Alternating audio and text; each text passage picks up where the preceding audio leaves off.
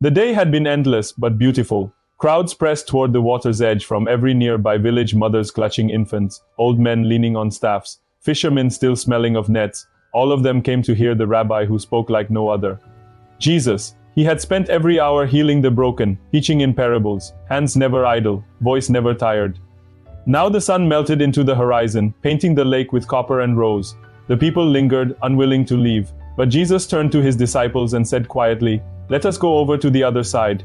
They nodded, glad to escape the crowd for a while. Several of them were fishermen by trade. The lake was their domain.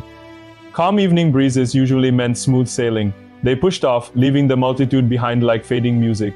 Jesus stepped into the stern, found a cushion, and lay down. Sleep took him almost instantly. For the first few miles, the ride was easy. The oars dipped rhythmically.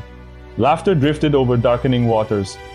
Peter steered from habit more than thought, the moon curling silver streaks across the ripples. But Galilee can be moody. From nowhere came a snarl of wind, one gust, then another. The sail snapped, thunder rumbled behind gray clouds. Within minutes, rain slashed their faces, and waves began to climb the boat's sides. The disciples.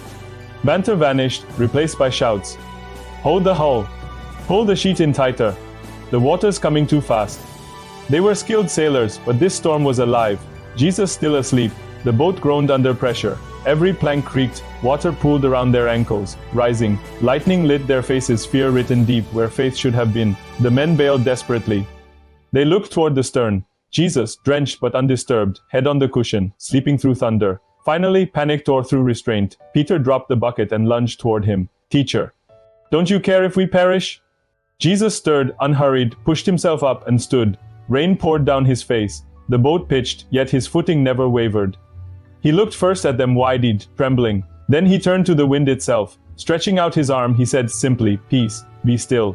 Instantly the wind bowed. The lake flattened into glass. Rain stopped mid-replet. Clouds shredded away to reveal 1,000 stars. Even the thunder obeyed, retreating like a defeated soldier. The disciples stood frozen. Their hearts still thundered, though the world had gone calm. Jesus turned to them. "Why are you so afraid? Do you still have no faith?"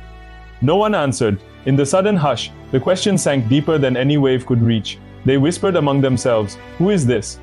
Who is this, that even the wind and the sea obey him?" And somewhere in there, fear began to change its address.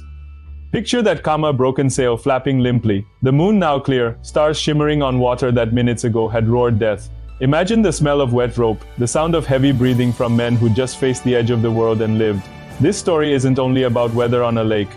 It's about weather inside the soul. Storms come in medical reports, financial collapse, broken relationships, sudden, violent, all-consuming. They test your foundation. Jesus never promised calm seas. He promised unfailing presence. He doesn't always stop the storm immediately, but he always rides in the same boat with you. When the disciples cried, "Don't you care?" he answered with lordship. He didn't explain the storm. He overruled it. "Peace, be still." 3 words strong enough to quiet creation. Notice, the storm only frightened the disciples until they saw the one greater than storms. True peace isn't the absence of waves. It's confidence in the one who commands them. Every storm still teaches the same lesson. Fear shrinks when faith remembers who's in the boat. Perhaps your world right now feels like that sea. Waves high, prayers desperate, Jesus silent. Remember, he hasn't left. He's waiting for your call, not because he's unaware, but because he wants faith louder than fear. When you finally cry out, he still stands and speaks the same unchanging command, "Peace. Be still." And as the winds obey him, you realize, peace was never outside the boat, it was sleeping inside it all along.